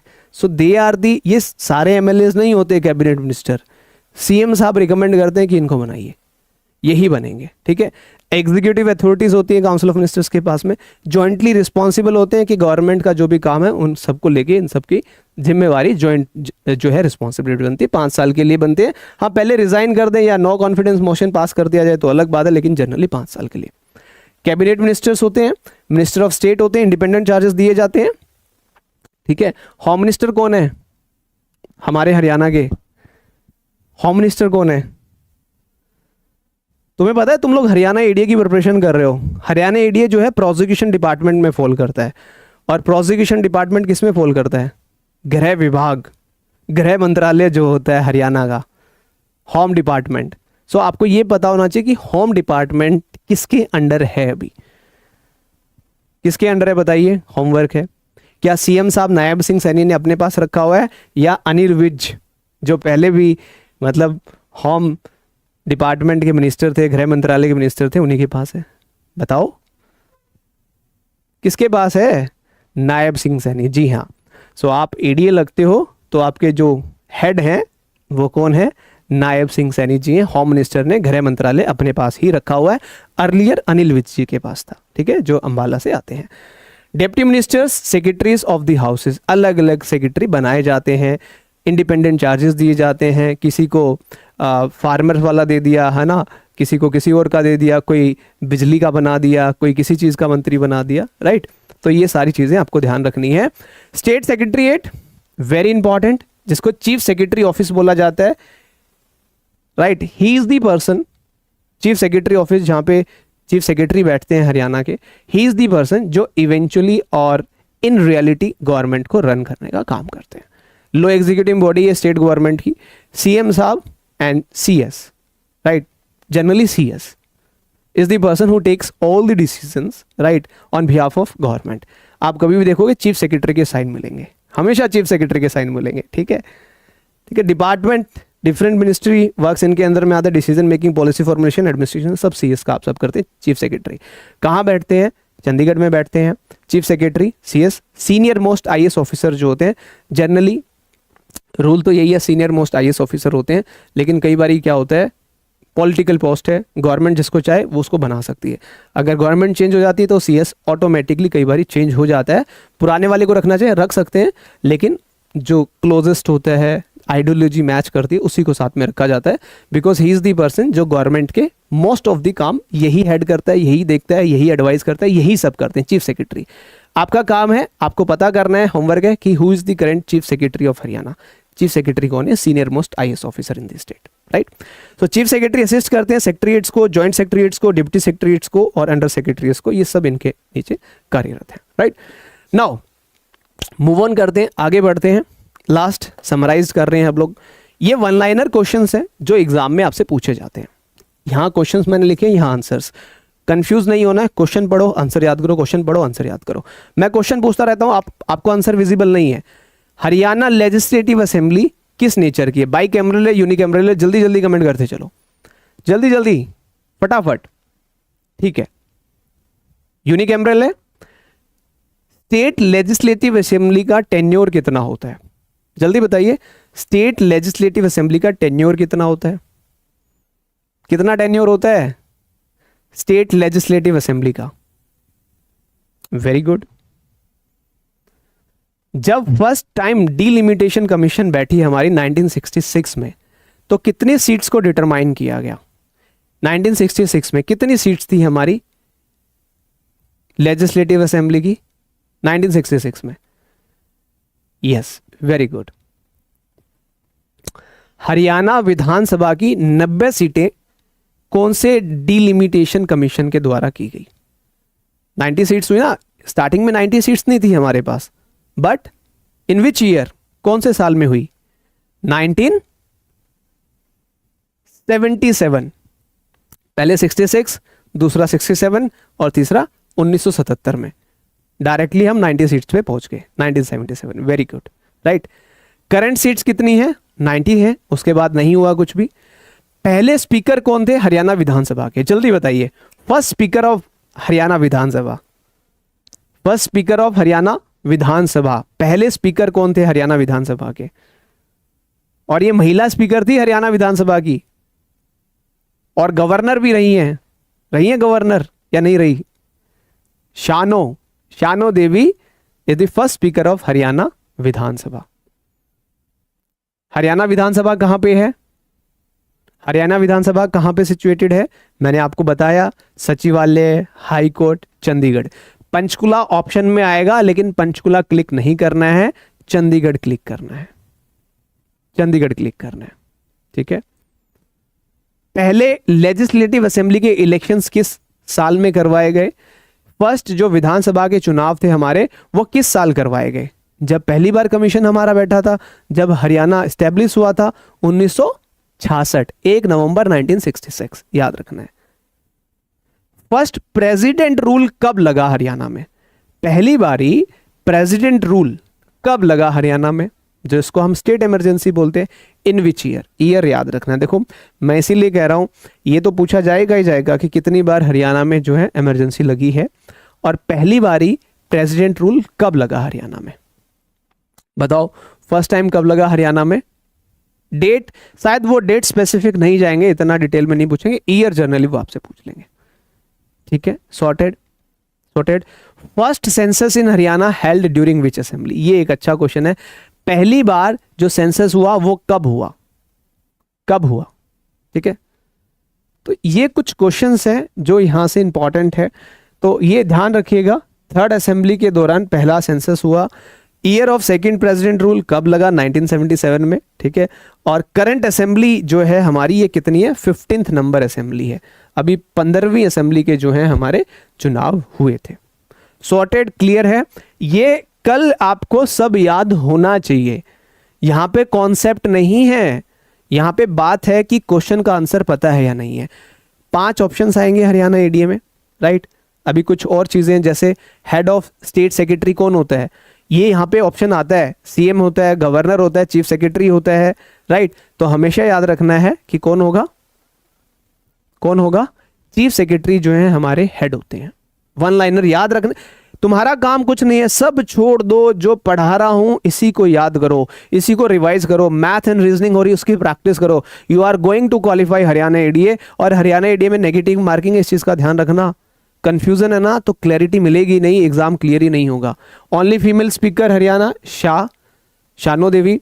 मेंबर राज्यसभा के 5 है, लोकसभा के 10 है। गवर्नर रेसिडेंस का नाम है हरियाणा राजभवन। अब एक छोटा सा होमवर्क ये है कि जो हमारा सीएम हाउस है, चीफ मिनिस्टर हाउस, उसका क्या नाम है? उसका नाम चेंज किया गया था, पता है किसी को? पहले गवर्नर कौन थे हमारे? Dharma Vira, first governor. Longest serving governor Birendra Narayan Chakravarti. President rule पढ़ चुके हैं, 3 बार लगा है। जितनी भी एग्जीक्यूटिव पावर है हरियाणा में सीएम के पास होती है। First chief minister Bhagwat Dayal Sharma पढ़ चुके हैं। टेन्योर ऑफ काउंसिल 5 साल होता है। स्टेट सेक्रेटरीट जो है सिचुएटेड है चंडीगढ़ में। 2 क्वेश्चंस, ठीक है। पहला क्वेश्चन, सीएम हाउस जो है उसका क्या नाम है आज के टाइम पे, जहां हमारे मुख्यमंत्री जी रहते हैं? दूसरा क्वेश्चन, जो हमारा सेक्रेटरीट है, जो हमारा सचिवालय है, उसको डिजाइन करने वाले आर्किटेक्चर का क्या नाम था? जल्दी बताइए। कुछ क्वेश्चंस एग्जाम में आपसे ऐसे भी पूछे जा सकते हैं, ये तो सीधे से डायरेक्ट क्वेश्चन होंगे। कुछ क्वेश्चंस, क्योंकि लास्ट टाइम जो हरियाणा एडीए में हुआ था वो यही हुआ था, ऐसे क्वेश्चंस हरियाणा एडीए में पूछे गए थे, डिटेल्ड, है ना। जैसे consider the following statement based assertion वाले क्वेश्चन, असर्शन एंड रीजनिंग वाले क्वेश्चंस, राइट। तो हम हर क्वेश्चंस की प्रैक्टिस करेंगे, हम अपने आप को हर सिचुएशन के लिए प्रिपेयर करेंगे इस हरियाणा एडीए के बैच में, राइट। हरियाणा कि चीफ मिनिस्टर जहां रहते हैं उसका नाम है संत कबीर कुटीर। क्या नाम है? संत कबीर कुटीर। हरियाणा भवन नहीं है, हरियाणा राजभवन में हमारे गवर्नर साहब रहते हैं और जो सीएम हाउस है उसका नाम है संत कबीर कुटीर। पता होना चाहिए बेटा ये क्वेश्चन, क्योंकि हरियाणा जीके है भाई, ये रिलेटेड क्वेश्चन है, रेलेवेंट क्वेश्चन है, पूछे जा सकते हैं। और ये अभी चेंज किया था, पहले सीएम हाउस ही था, लेकिन अब उसको क्या किया, जब मनोहर लाल जी थे हमारे चीफ मिनिस्टर, उन्होंने उसका नाम रख दिया संत कबीर कुटीर। राइट तो जैसे ये क्वेश्चन है, consider the following statement, Shano Devi was the first speaker of Haryana Vidhan Sabha, she is the only female speaker of Haryana Vidhan Sabha, which of the following statements given above is और आर करेक्ट। बताओ, ऐसे क्वेश्चंस एग्जाम में 100% पूछे जाएंगे आपसे। This time Haryana ED is going to be a very tough exam, tough होने वाला है, प्रिपरेशन अच्छी होगी निकल जाओगे। और जो जैसे गाइड कर रहे हैं, जैसे पढ़ा रहे हैं, इतना पढ़ लो, मोर देन सफिशिएंट बेटा। आज का लेक्चर और कल का लेक्चर, पूरे लेक्चर क्लियर करो, रिवाइज करो, ठीक है, उससे रिलेटेड खुद ही पूछ के देखो। हाँ पता है पहले गवर्नर कौन थे, पहले स्पीकर कौन थे, पहले सीएम कौन थे, सबसे लंबे सीएम कौन थे जिन्होंने सबसे ज्यादा जो है सर्व किया। थर्ड ऑप्शन सही है इसका, यही है ना, she is the only female speaker of Haryana Vidhan Sabha, Shano Devi was the, दोनों स्टेटमेंट सही हैं। ऐसे क्वेश्चंस का आंसर करने के लिए मैं एक आपको तरीका बता देता हूं, है ना। इन क्वेश्चंस का, चाहे ये ऐसा क्वेश्चन आए, चाहे असर्शन और रीजनिंग वाले क्वेश्चन आए, चाहे स्टेटमेंट वाले क्वेश्चन आए, ये स्टेटमेंट वाला क्वेश्चन है। There are 2 statement, statement 1, statement 2, है ना। नंबर ऑफ टाइम इसी क्वेश्चन को क्या करेंगे, स्टेटमेंट की जगह कर देंगे असर्शन और यहां कर देंगे रीजन। राइट बेटा, ऐसे क्वेश्चंस को सॉल्व करने के लिए, जैसे यहाँ पे तो 2 स्टेटमेंट दिए हैं, क्या पता 3 स्टेटमेंट दे दें, क्या पता 4 स्टेटमेंट दे दें। इन क्वेश्चंस को सॉल्व करने का एक सिंपल सा तरीका होता है, उसको हमेशा अडॉप्ट करना है। क्या? आपको इंडिविजुअल लेवल पे यू हैव टू आइडेंटिफाई कि दिस स्टेटमेंट इज ट्रू और फॉल्स। पहले मुझे बताओ कि ये जो फर्स्ट स्टेटमेंट है, Shano Devi was the first speaker of Haryana Vidhan Sabha, is the statement true और फॉल्स? इंडिविजुअल लेवल पे इंडिपेंडेंटली हर स्टेटमेंट को पहले आप आइडेंटिफाई करेंगे, ये स्टेटमेंट ट्रू है या फॉल्स है। आपको क्या लगता है फर्स्ट स्टेटमेंट ट्रू है या फॉल्स है? बताओ, सही है गलत है? यू ऑल आर सेइंग कि यस ट्रू स्टेटमेंट है, क्लैरिटी मिल गई है, स्टेटमेंट ट्रू है। Second statement, she is the only female speaker of Haryana Vidhan Sabha, again you have to identify the statement true and false. इसका रीजन क्या है, क्यों आइडेंटिफाई करना है?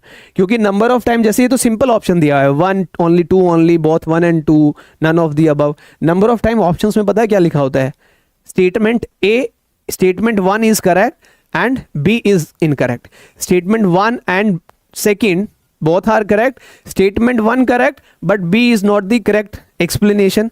आते हैं ना ऐसे ऑप्शंस, तो उनको सॉल्व करने का यही एक सिंपल तरीका है। मैं आगे क्वेश्चंस भी प्रैक्टिस कराऊंगा तो आपको सॉल्व करके भी दिखाऊंगा। राइट तो you have to identify each statement independently, true है फॉल्स है, ट्रू है फॉल्स है, देन आप यहां पे शॉर्ट लिस्ट कर पाओगे। क्योंकि आपको पता लग गया स्टेटमेंट 1 ट्रू है, स्टेटमेंट 2 फॉल्स है, तो वो वाला ऑप्शन आपको दिख जाएगा कि statement 1 is true and statement 2 is false. Explanation, reasons सब हो जाएगा। बेफिक्र रहो, टेंशन नहीं लेनी है। रिट में क्या होगा उसकी भी अपडेट आपको दे दूंगा, लेकिन अभी हमारा जो फोकस है वो हमारा पढ़ाई पे होना चाहिए।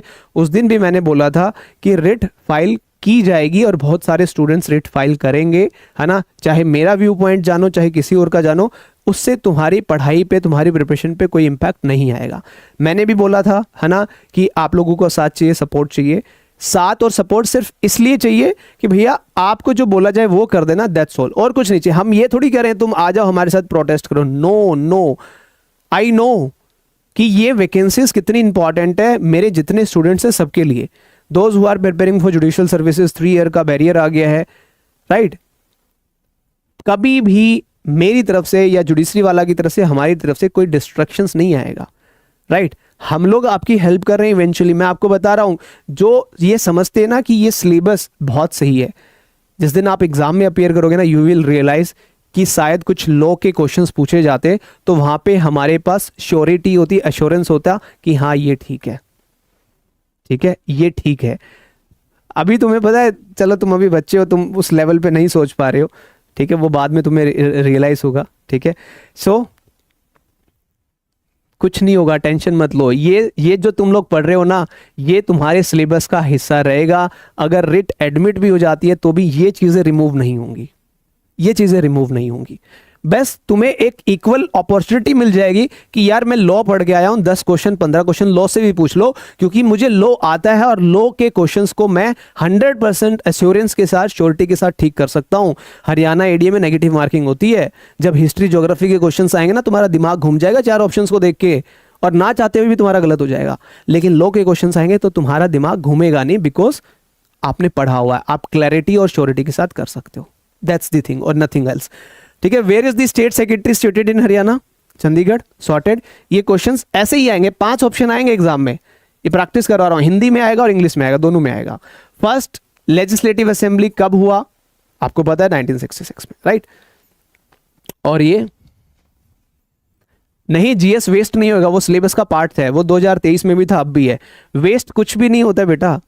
जिस दिन तुम्हारा जन्म हुआ है ना, उस दिन से आज तक लेके जो भी तुमने किया है जीवन में, चाहे वो रेलेवेंट था चाहे वो इरेलेवेंट था, वो कभी वेस्ट नहीं होता है। कुछ वेस्ट नहीं होता है। मेहनत कभी खराब नहीं जाती है, ठीक है, कभी भी नहीं जाती है। और ये जो अभी तुम पढ़ रहे हो ना, ये तुम्हारे सिलेबस का हिस्सा हमेशा रहेगा, ये नहीं चेंज होगा, ये चेंज नहीं होगा। ठीक है, हरियाणा लेजिस्लेटिव असेंबली किस नेचर की है? यूनिकैमरल की है, right? So this is for today session. कल के सेशन में जो है हम लोग पॉलिटिकल एडमिनिस्ट्रेशन आज हमने डिस्कस कर लिया है। कल के सेशन में जो है हम लोग आपका जो है हरियाणा जुडिशरी के बारे में बात करेंगे, high court, other courts, tribunals, commission, और कोशिश करेंगे कि लोकल सेल्फ गवर्नेंस भी हो जाए कल आपका। तो 2-3 लेक्चर्स में पॉलिटी कंप्लीट करके इसके मतलब 400-500 क्वेश्चंस जितने भी होंगे सब आपको प्रैक्टिस करवा के पॉलिटी खत्म। ठीक है, रिक्वेस्ट है, काफ़ी सारे बच्चे पता है क्या पूछ रहे हैं, सर बुक बता दो। मैं बुक बता दूंगा, पढ़ लो, तुम्हारा टाइम खराब होगा, मेरा कुछ नहीं होगा। लूसेंट ले लो, अरियंत ले लो, ठीक है, और एक यूथ पब्लिकेशन की बुक आती है वो भी ले लो, पढ़ लो। फिर तुमने बैच क्यों ज्वाइन किया है? इसीलिए बैच ज्वाइन किया ना, there are number of books in the market. Books को रेफर करके अगर प्रिपरेशन होती ना बेटा, तो कोचिंग क्लासेस नहीं चलती। अगर बुक्स को रेफर करके आपके पास टाइम नहीं है, आपको पता है हरियाणा एडीए का एग्जाम कब होगा? टेंटेटिव टाइम बताऊं, हरियाणा एडीए का एग्जाम कब होगा? नवंबर एंड या दिसंबर स्टार्टिंग में। तो कितना टाइम है? 3.5 महीने हैं, मोटे मोटे 3-3.5 महीने हैं। 3-3.5 महीनों में अगर तुम बुक ले भी आओगे हर एक सब्जेक्ट की, एक बुक की रीडिंग कंप्लीट नहीं होगी तुमसे, एक बुक पूरी नहीं पढ़ पाओगे। वर्ल्ड ज्योग्राफी है, ठीक है, तुम्हारे सिलेबस में। ये बस यही करना है, कुछ नहीं करना। ये ब्रीफ नोट्स हैं, टू द पॉइंट नोट्स हैं, रेलेवेंट चीजें हैं, इसके अंदर से इरेलेवेंट चीजें हटाई जाती हैं। ठीक है, तो आप लोग इनके ऊपर मेहनत करो, रिवीजन करो बेटा। Revision is the key to success. Consistency plus revision. एक दिन ऐसा नहीं जाना चाहिए जिस दिन क्लास ली तुमने और उसको नहीं रिवाइज किया। मैथ एंड रीजनिंग के सर ने करवाए, मैथ एंड रीजनिंग पढ़ो ना, सर पढ़ा रहे हैं। मैं आपको सच्ची बताता हूं, मुझे ना स्टार्टिंग में जब ये बैच लॉन्च किया, मुझे सिर्फ इस चीज का डर था कि मैथ एंड रीजनिंग की फैकल्टी कैसे होंगी। और कल शाम को जो तुम्हारी क्लास हुई ना, पूरी क्लास देखी मैंने, पूरी क्लास। इतना अच्छा मैथ पढ़ाया सर ने, इतना अच्छा पढ़ाया है। बताओ अच्छा पढ़ाया नहीं पढ़ाया सर ने? पढ़ाया था ना सर ने कल? मैथ की क्लास कितनी अच्छी थी, कितने प्यार से, कितने बेसिक एग्जाम्पल से आपको समझा रहे थे। वो जरूरी है बेटा, उस पर फोकस करो, उसको सीखो, उस पर प्रैक्टिस करो। एडीए लगना है ना, सिलेक्शन लेना है ना, तो तुम्हारे एफर्ट्स में कमी नहीं आनी चाहिए। हम ये चीज यहां पे अश्योर करेंगे, क्योंकि मुझे पता डाउट था कि क्या पता कैसी फैकल्टी आएगी, क्योंकि ऑब्वियस सी बात है, लेकिन एक एक्सपर्ट आपको पढ़ा रहा है, ठीक है, वो सी सेट के एक्सपर्ट हैं, आप समझ रहे हो, मैथ के एक्सपर्ट है, वो आपने उनके पढ़ाने के तरीके से भी रियलाइज कर लिया होगा। यहाँ पे कोई फ्रेशर आपको नहीं पढ़ाएगा। और जब जीएस के फैकल्टी आएंगे, जनरल साइंस के, आप कहोगे कि क्या बात है सर, कमाल है, मतलब इतना बढ़िया कौन पढ़ाता है। यस यस, सब पॉसिबल है। सौविक रॉय, डोंट वरी, ठीक है, आपने एक कॉम्प्रिहेंसिव बैच ज्वाइन किया है, and this is our duty, responsibility to complete your detailed syllabus in a good manner. ठीक है, क्वालिटी मिलेगी यहाँ पर, क्वांटिटी नहीं मिलेगी। बढ़िया तरीके से, बढ़िया जो है आपका सिलेबस कंप्लीट। वही बात है, देखो मैं भी यही बात कहता हूँ, और कल सर ने आपको एक बात बोली ना, सिलेबस कंप्लीट करवाने पे कभी हमारा फोकस ही नहीं है। हमारा फोकस है जो हम पढ़ा रहे हैं वो इन बच्चों को समझ में आना चाहिए। सिलेबस मैं 10 दिन में कंप्लीट करवा दूंगा, बताओ 10 दिन में सिलेबस कंप्लीट हो जाएगा, लेकिन रेलिवेंसी नहीं है उसकी। तुम्हें पता है क्या हो रहा है? कि फटाफट लाओ, फटाफट जल्दी जल्दी मैं सारा पढ़ दूं, कुछ काम नहीं आएगा वो सारा पढ़ा हुआ। Slow and steady win the race, थोड़ा थोड़ा पढ़ो लेकिन उसको रिवाइज करो बेटा, ठीक है। अगर आप दिन में 6 घंटे पढ़ रहे हो, 5 घंटे आप क्लासेस लगा रहे हो, what's the relevancy? Nothing, no, zero, कहीं नहीं जा पाओगे। पढ़ ही जा रहे हो, रिवीजन तो हो ही नहीं रही है। और जो अभी सब्जेक्ट्स ऐड ऑन किए गए हैं, इनकी रिवीजन एंड प्रैक्टिस मैटर करती है। जो बच्चा रिवीजन एंड प्रैक्टिस करेगा, निरंतर करेगा, रेगुलर करेगा, वो निकल जाएगा। हाँ, 5 फुल लेंथ मॉक टेस्ट मिलेंगे आपको, सब होगा, टेंशन मत लो। मेंस की प्रिपरेशन के लिए भी टाइम मिलेगा, और मेंस की प्रिपरेशन भी आपकी होगी, बहुत अच्छी होगी, लिख के ले लो मुझसे, ठीक है, सब होगा, टेंशन मत लो। आप टेंशन फ्री हो जाओ। आपने हरियाणा एडीए बैच में एनरोलमेंट कर लिया, अब टेंशन है हमारी, जुडिशरी वाला की, जुडिशरी वाले की टीम की, कंटेंट की, हमारी टेंशन, आपकी टेंशन नहीं है। आपको सिर्फ एक चीज़ की टेंशन लेनी है कि मेरी 2 क्लासेस हो चुकी है हरियाणा जीके की, 2 क्लासेस को मैंने कितनी बार रिवाइज किया है। अगर उन 2 क्लासेस में से कोई क्वेश्चन आ जाता है, क्या वो मेरा क्वेश्चन सही होगा या गलत होगा, इस चीज़ की चिंता तुम्हें होनी चाहिए बस। एक क्लास मैथ रीजनिंग की हो चुकी है, क्या उस क्लास से कोई डाउट है, क्या चीज़ समझ में नहीं आई है, इस पे फोकस करो बेटा। अगर इन चीज़ों से डाइवर्ट हो गए, कहीं और भागोगे, तो उसमें हमारी गलती नहीं है। फिर मत बोलना कि मेरा सिलेक्शन नहीं हुआ, फिर हमारी कोई गलती नहीं है भाई, सीधी बात है। सिलेक्शन इसलिए नहीं हुआ, जो ट्रैक बताया गया उस पर तुम चले नहीं, तुम एडवांस बन रहे थे, अपने हिसाब से कर रहे थे, करते रहो, हम क्या कर सकते हैं जी। प्री के बाद हम लोग जो है, जिस दिन आपका प्री एग्जाम हो जाएगा, उसके नेक्स्ट डे से ही आपकी मेंस की क्लासेस रेगुलर चलेंगी। चाहे आपका प्री क्वालिफाई होता है या नहीं होता है, वो मैटर नहीं करता है, हम लोग आपकी मेंस क्लासेस कंडक्ट करेंगे। रिजल्ट आने के बाद भी कुछ बच्चों का जिनका प्री क्वालिफाई नहीं होगा, उनके लिए भी वो मेंस क्लासेस रहेंगी, क्योंकि वो मेंस क्लासेस आपके अदर स्टेट में भी काम आएंगी। जी जी, yes yes yes Diksha, 2.5 months का टाइम मिलेगा आपको। You can prepare for Haryana mains, और अच्छे से हो जाएगी, कोई प्रॉब्लम नहीं आएगी। सर इंग्लिश एंड हिंदी के क्वेश्चंस भी आ सकते हैं एग्जाम में, क्योंकि एचपीएससी का बड़ा, नहीं नहीं नहीं, इंग्लिश एंड हिंदी के नहीं आएंगे शुभम घनघस जी, नहीं आएंगे। English and Hindi are not the part of this syllabus. Hindi and English से कोई क्वेश्चन नहीं आएगा। हाँ, हिंदी इंग्लिश में क्वेश्चन आ सकता है, ट्रांसलेटेड वर्जन, ठीक है, वहां से। जीके एंड मैथ्स के लोग बोल रहे हैं यूपीएससी लेवल का आएगा, एंड 3.5 मंथ कम है, अगेन लो में इतने सारे, टेंशन मत लो, सब हो जाएगा, तुम देख लेना, ठीक है, बेफिक्र रहो भाई। मैं देखो, मैं बार बार ये कहता हूँ, मैंने हरियाणा एडीए का एग्जाम दिया हुआ है, ठीक है, मैंने हरियाणा एडीए की प्रिपरेशन भी करवाई हुई है। 2023 में जो बच्चे सेलेक्ट हुए हैं हरियाणा एडीए के तौर पे, काफ़ी सारे बच्चे जो हैं जिन्होंने मुझसे पढ़ाया था, मैंने हरियाणा जीके भी पढ़ाया था और क्वेश्चंस भी आए थे। हाँ, उन्होंने पैटर्न चेंज कर दिया था, जैसे मैंने अभी आपको एक क्वेश्चन दिखाया ना, लेंदी क्वेश्चन उन्होंने पूछे थे लो के, राइट, लेंदी पेपर बना दिया था, बट कंटेंट वही आएगा जो आपको पढ़ाया जा रहा है, निश्चिंत रहिए उस चीज़ के बारे में। अभी कुछ नहीं कह सकते कि सिलेबस चेंज होगा या नहीं होगा, सिर्फ एक बात कह सकता हूँ बेटा, सब कुछ छोड़ छाड़ के कुछ मत सोचो, सिर्फ जो पढ़ाया जा रहा है उसकी रिवीजन कर लो। एक क्लास में 3 क्लास कंडक्ट करो, एक दिन में 3 क्लास कंडक्ट करवा दूं, 6 क्लास करवा दूं, ठीक है, मुझे है ना बेड़ा गर्क नहीं करना बच्चे का, एक चीज समझ लो आप, मुझे ना जो स्टूडेंट बैठा है उसका नुकसान नहीं करना। तुम्हें लगता है तुम 4 क्लास कर लो, 5 क्लास कर लो, कोई प्रॉब्लम नहीं, पढ़ लो बेटा, अलग से पढ़ लो। हम तो एक देखो भैया, मैं एक बात बता देता हूँ, यहाँ पे सिर्फ और सिर्फ है ना बच्चों का एनरोलमेंट कराना पर्पज़ नहीं है, सिलेक्शन करवाना पर्पज़ है। और ये बैच सिर्फ प्री का नहीं है, pre mains interview comprehensive batch है। आपने देख लिया होगा हम कैसा पढ़ा रहे हैं, मैथ वाले सर कैसा पढ़ा रहे हैं, और हमारे जीएस वाले सर कैसा पढ़ाएंगे, और हिस्ट्री ज्योग्राफी वाले कैसा पढ़ाएंगे, और क्या क्या आपको मिलने वाला है। यू विल से कि ये बैच जो था वर्थ इट था, and this is the batch जिसकी वजह से मैं आज हरियाणा प्रीलिम्स क्वालिफाई कर पाया, मेंस कर पाया और एडीए में सिलेक्शन पाया। टेंशन फ्री रहो बेटा। देखो, कभी फ्लाइट में ट्रैवल किया आपने?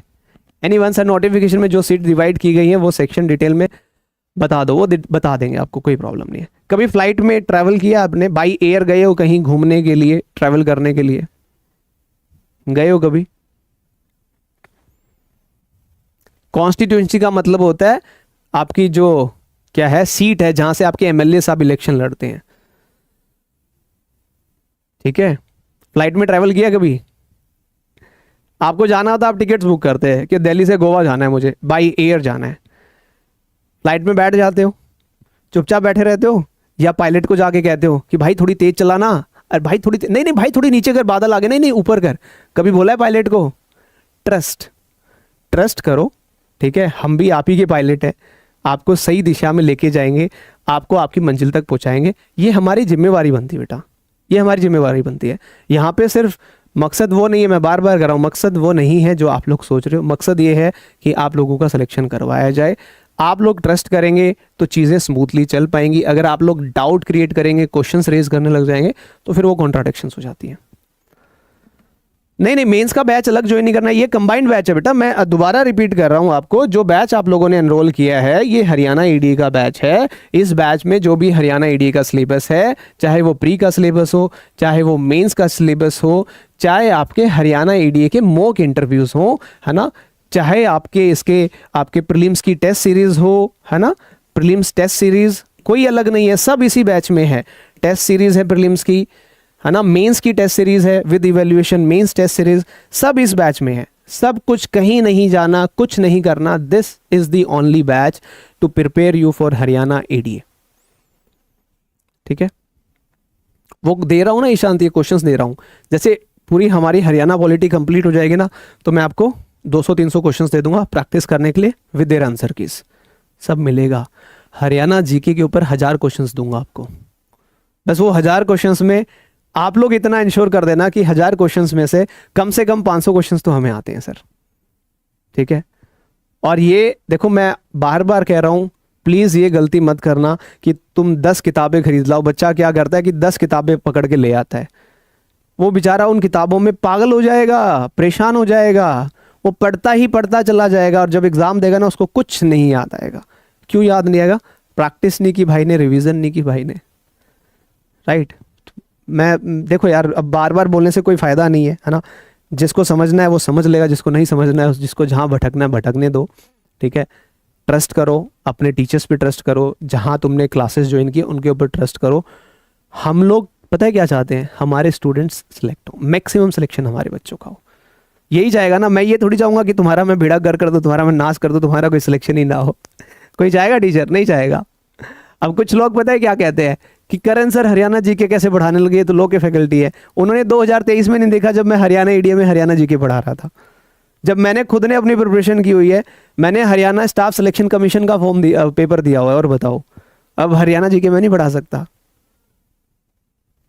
यूजीसी नेट का एग्जाम मैंने क्वालिफाई किया हुआ है, तो मैं हरियाणा जीके नहीं पढ़ा सकता? क्या बात होगी भाई, मैंने पढ़ रखी है इसलिए मैं पढ़ा रहा हूँ। और ये आप लोगों को भी नजर आ रहा है कि भाई जो बंदा पढ़ के आता है या जिसने पढ़ रखी है वही पढ़ा पाता है, फ्रेशर नहीं पढ़ा पाएगा। उसको पता ही नहीं कि क्या आएगा, क्या रेलिवेंट नहीं है, वो तो सब ले आएगा, लो पढ़ लो सब।